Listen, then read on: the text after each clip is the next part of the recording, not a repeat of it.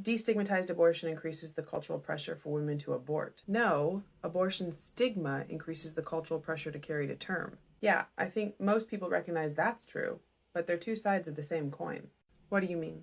I mean, women conceive in tough situations all the time. Right, exactly. But you get that even then. Many women want to carry and birth and love their children, right? Right, I'm not saying everyone should get abortions. I'm saying it should be up to her, whether she wants to have a child in difficult circumstances. Okay, but she's going to need help.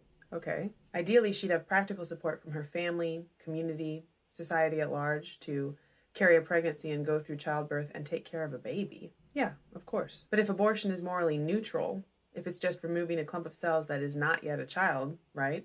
Then it's harder to explain why a woman should be able to require her family or society to support her during a difficult pregnancy. We should support women in whatever they choose. In real life, that's not what happens. It's one thing to say, I have a valuable child and I want my family and society to help me take care of this child. But it's a very different thing to say, I have a clump of cells and it is not a child yet.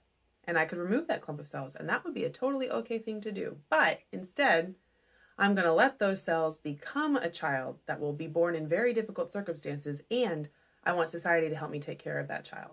I'm not following you. We can especially see this in the event of prenatally detectable disabilities. Instead of offering her and her baby support, we, especially the medical community, are more likely to offer her abortion. Repeatedly. If she doesn't feel ready to parent a child with disabilities, that is okay. I'm not talking about women who don't feel ready. I'm talking about women who aren't sure. Maybe they want to try, maybe they're scared. I'm also talking about women who already love their children regardless. Okay, they can try if they want then. That is not the message that they get. More typically, they're told all the ways this is going to be extremely difficult and resource intensive, and then they're offered abortion again. Same thing for women in poverty. Same thing for teenage mothers. If abortion is morally neutral, if it's just preventing a life rather than ending a life, then they are encouraged to make the responsible choice. They shouldn't bring children into difficult circumstances. They shouldn't demand society pour resources into socially and medically complicated children when they could have avoided the problematic circumstances via abortion.